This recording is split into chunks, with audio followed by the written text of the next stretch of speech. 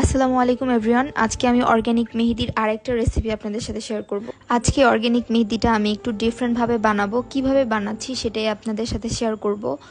So hello everyone, আমি Brishti, owner of Brishti's mehendi art. Brishti's mehendi আর্টে আপনাদের সবাইকে স্বাগতম নতুন একটি ব্লগ। ওই যে বললাম আমি একটু আলাদাভাবে মেহেদিটা আজকে বানাবো, তো যেটা করলাম আমি সবসময় যেভাবে বানাই আজকে একটু অন্যরকম করে বানাচ্ছি। মানে আমি যেটা এর আগের বার ভিডিওতে দেখাইছি, যেটা আপনারা অনেকেই দেখছেন, অর্গানিক মেহেদির পাউডারের সাথে আমি চিনি মিক্সড করে তারপরে লেবুর রসটা মিক্স করেছি। তো আজকে আমি যেটা করছি সেটা হচ্ছে আগে লেবুর রসের সাথে চিনিটা মিক্সড করে তারপরে পাউডারটা মেশাচ্ছি। তো কোনটা কোন পরিমাণে দিচ্ছি আমি জাস্ট যতটুকু মেহেদি বানাচ্ছি সেটা আমি আগে মেপে রেখেছিলাম। যেমন পাউডারের জন্য আমার কতটুকু তেল দরকার, তারপর চিনি দরকার, মানে কি কি উপকরণ লাগছে সেগুলো আমি আগেই মেপে রেখেছিলাম, তারপর সেগুলোকে মাখাচ্ছিলাম। তো ওইটাই আপনাদের সাথে আজকে দেখাবো। দেন আজকের ভিডিওটা আমি একটু শর্ট করার চেষ্টা করেছি, যার কারণে আপনারা খুব ফাস্টে দেখবেন। তো নর্মাল এই প্রসেসগুলো আপনারা আমার অন্য ভিডিওতে দেখেছেন। আচ্ছা, এখানে আমার অলরেডি ড্রাই রিলিজ হয়ে গেছে। তারপর আমি জাস্ট চামচ দিয়ে এটাকে মেশাচ্ছিলাম, তারপর ব্লেন্ড করার পর তো দেখতেই পাচ্ছেন কতটা স্মুথ হয়েছে মেহেদিটা। তারপর আমি যেটা করছিলাম এটাকে আর একটু হাত দিয়ে মেশাচ্ছিলাম। আমার এখানে প্রায় 400 গ্রামের মতো আমি মেহেদি বানাচ্ছিলাম। তো এখন হচ্ছে মজার স্টেপ, এটা আমার অনেক ভালো লাগে কিন্তু একটু পেইনফুল।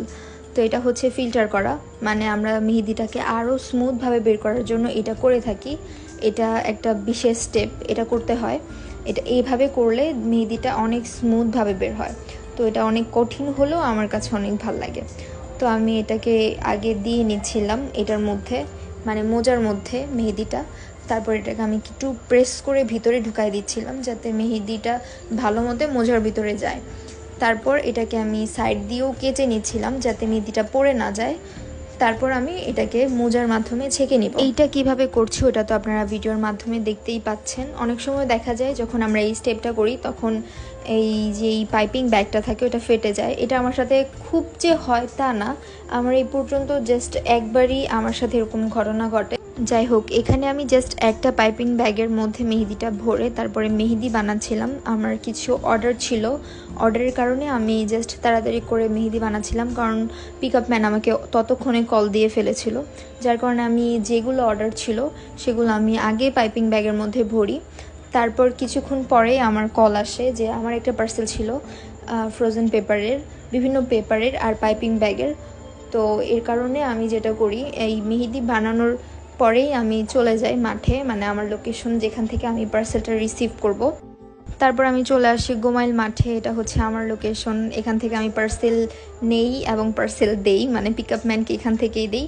তো ভিডিও করতে করতে এখানে স্ট্রেট ফাস্টের গাড়ি চলে আসে, তারপর তারা আমাকে আমার পার্সেল দিবে, কিন্তু ওনারা খুঁজে পাচ্ছিল না। অনেক খোঁজাখুঁজির পরে তারপর আমার পার্সেলটা পায়। এইদিকে পাশে আরেকজন মহিলা তার পার্সেল নিচ্ছিল আর আমার সাথে গল্প করছিল যে কি নিবে আপু, কি এত টাকা নিয়ে আসছো জাস্ট এইটুকু জিনিস নেওয়ার জন্য। তো তারপর আমি সবগুলো ফ্রোজেন পেপার মানে দেখে নিচ্ছিলাম যে আমি যেগুলো অর্ডার দিয়েছি সেগুলো চলে আসছে কিনা। বাসায় এসে আমি জাস্ট ভিডিও করছিলাম। তারপর আমি মেহেদিগুলো রেডি করি, কারণ পিক আপ ম্যান অলরেডি চলে এসেছে। তারপর আমি বক্সে করে মেহেদিগুলো দিয়ে দিই। ওই দিন আমার পার্সেল রেডি করার কোনো ভিডিও করা হয়নি, কারণ আমি অনেক জলদির মধ্যে ছিলাম। তারপর পার্সেল আমি রেডি করে পিক আপ ম্যানকে দিয়ে দিই। তারপর বাসায় এসে আবার মেহেদি বানানো স্টার্ট করি আপনাদের জন্য। তারপর আমি যেটা করি ওই একই প্রসেস, যেভাবে আপনারা দেখছেন ওই একই প্রসেসের মাধ্যমে আমি পাইপিং ব্যাগের মধ্যে ভরে নিচ্ছিলাম। এক এক করে এখানে 3টা পাইপিং ব্যাগ হয় আমার মেহেদিতে ভরা। তো আমি একদিনে সম্পূর্ণ করতে পারি নাই, কারণ আমি একা একা করছিলাম। আজকে আমাকে হেল্প করার মতো কেউ ছিল না, আমি নিজে করছিলাম, আপনারা তো দেখতেই পাচ্ছেন। তো তারপর আমি ফ্রিজে রেখে দিই। আপনারা যারা একসাথে, আপনাদের সাথে ছোট্ট একটা টিপস শেয়ার করি, যারা একসাথে অনেক মেহেদি বানান, যারা আমার মতো একা একা কাজ করেন, মানে হেল্প করার মতো কেউ নাই, তারা যেটা করবেন এরকম পাইপিং ব্যাগের মধ্যে ভরে, পাইপিং ব্যাগের মধ্যে ভরে তারপর ডিপ ফ্রিজে রাখবেন। আর আপনারা যদি চান এইভাবে অনেক দিন সংরক্ষণ করতে পারেন। আর চেষ্টা করবেন, একটু ভালো করে খেয়াল করবেন যাতে বাতাস প্রবেশ না করে। আপনারা চাইলে কোনো একটা বয়ম যেটার মধ্যে রাখলে বাতাস ঢুকবে না, ওইটার মধ্যে সিকিউর করেও ডিপ ফ্রিজে রাখতে পারেন। আমি জাস্ট একদিনের জন্য রাখি, তারপর আমি একদিন পরে আমি আবার মেহেদি বানাই। তো এইখানে আমি মেহেদির জন্য পেপার কেটে নিয়েছিলাম, কারণ আমার পেপার কাটা ছিল না। তো আমি এতগুলো কালারফুল পেপারের মধ্যে সবগুলো একটা একটা করে কাটি। আমি তারপরে যেটা করি 6টা 7টা করে রাখি সবগুলো কালারেরই। তারপর আমি এই যে এখানে কোন বানাচ্ছি, যেটা আপনারা স্ক্রিনে দেখতে পাচ্ছেন। আচ্ছা, কোন বানাতে বানাতে আপনাদেরকে বলি, আপনারা কে কোথা থেকে আমার এই ভিডিওটা দেখছেন তারা কমেন্ট করবেন। আমি দেখতে চাই আমার এই ভিডিও কে কোথা থেকে দেখছে। তো এইখানে আমার সবগুলো কোন রেডি করা হয়ে যায়। এখন আমার প্রায় অনেক কাজ শেষ, এখন শুধু আমার বাকি আছে মেহেদির মধ্যে কোনগুলো, মানে কোনের মধ্যে মেহেদিগুলো ভরবো আর সিল করব। তো কিভাবে করছি এই একদম ফুল টিউটোরিয়াল যদি আপনারা চান তাহলে সেটা নিয়ে আমি আলাদা ভিডিও করব। আমি দুইভাবে সিল করি, তো আমার কাছে দুইটাই খুব ইজি লাগে। তো ইজিভাবে যদি আপনারা শিখতে চান তাহলে আমাকে কমেন্ট করবেন যে কোন সিল করার ভিডিও চাই, তাহলে আমি ওইটা নিয়েও ভিডিও করব যদি আপনারা চান আর কি।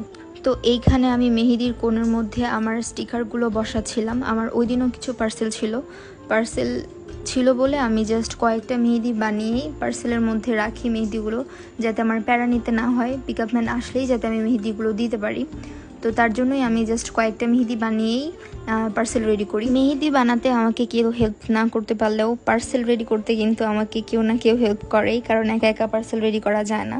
আমার মা বা আমার নানু আমাকে হেল্প করে। নানু ওই দিন আমাদের বাসায় বেড়াতে আসে, তো উনি আমাকে হেল্প করছিল পার্সেল রেডি করতে। তো উনি আমাকে শিখাই দিচ্ছিল এইভাবে কচ টেপ ধরলে সুন্দর মতো বসে, এইভাবে তাড়াহুড়ো করলে সুন্দর হয় না। তো উনি জাস্ট শিখাই দিচ্ছিল।